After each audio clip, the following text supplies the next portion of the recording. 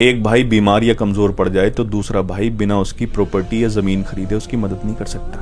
جس رب نے ایک بھائی کو دوسرے بھائی کا سہارا بنا کر بھیجا ہے وہی ایک دوسرے کی شکل نہ دیکھنے کی قسمیں کھا لیتے ہیں۔ اور میں نے تو ایسا بھی دیکھا ہے کہ ایک بھائی مر گیا پھر بھی دوسرا بھائی اس کا چہرہ دیکھنے نہیں آیا۔ ایک بھائی دوسرے بھائی کے لیے کیا ہوتا ہے ہمیں کربلا والے بتا کر گئے ہیں۔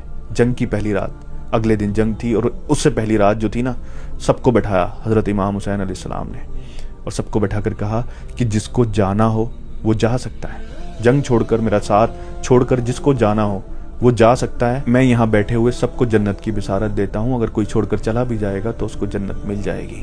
اور پھر اتنا کہنے کے بعد جو چراغ وہاں جل رہا تھا وہ چراغ بجھا دیا تاکہ لوگوں کو وہاں سے اٹھنے میں، وہاں سے اٹھ کر جانے میں شرمندگی نہ ہو۔ تھوڑی دیر بعد کہا کہ عباس چراغ جلاؤ، پھر چراغ جلایا تو کوئی اٹھ کر نہیں گیا۔ پھر سے یہ بات دہرائی کہ جس کو جانا ہو جا سکتا ہے، جنت ملے گی اس کو، میں گواہ ہوں اس بات کا۔ پھر سے چراغ بجھا دیا۔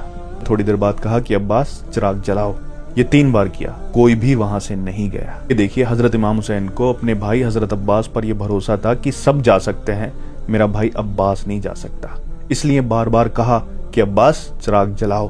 حضرت عباس جب شہید ہوئے نا کربلا کے میدان میں، دونوں بازو کٹے ہوئے تھے، پورا شریر چھلی ہوا تھا تیروں سے، دشمنوں نے اتنا چھلی کر دیا تھا۔ وہ جب زمین پر گرے تو اپنی بھتیجی کے لیے محبت، کس کے لیے پانی لینے گئے تھے؟ اپنی بھائی کی بیٹی کے لیے۔ یہ ہوتا ہے بھائی۔ پھر جب گھوڑے سے نیچے گر گئے، حضرت امام حسین نے انہیں اپنے باہوں میں، اپنے بازوؤں میں لیا، تب پتہ ہے وہ کیا کہتے ہیں؟ وہ کہتے ہیں کہ بھائی مجھے میرے جسم کو یہیں دفن کر دینا، وہاں لے کر مت جانا، میں شرمندہ ہوں، اپنی بھتیجی کے لیے پانی نہیں لے جا سکا۔ یہ تھا بھائی دوسری بھائی کی اولاد کے لیے۔ اور جب وہ شہید ہو گئے، حضرت امام حسین نے اپنے مبارک چہرے کو آسمان کی طرف اٹھا کر کہا کہ یا رب میری کمر ٹوٹ گئی، یعنی میرا بھائی چلا گیا۔ یہ بتایا کہ ایک بھائی اگر بھائی کا ساتھ چھوڑ کر چلا جائے تو اس کی کمر ٹوٹ جاتی ہے۔ یہ سہارا بھائی کا ہوتا ہے، اور جو سہارا بھائی دے سکتا ہے دنیا میں کوئی اور دے ہی نہیں سکتا۔ لیکن افسوس اس دنیا نے، اس پاور کی ہوس نے، اس دولت نے بھائی کو بھائی کا ہی دشمن بنا دیا ہے۔ میری دعا ہے رب سے کہ کاش لوگ اس رشتے کی اہمیت کو سمجھیں، کیونکہ بھائی دولت، شہرت، مالیت سب سے بڑا ہوتا ہے۔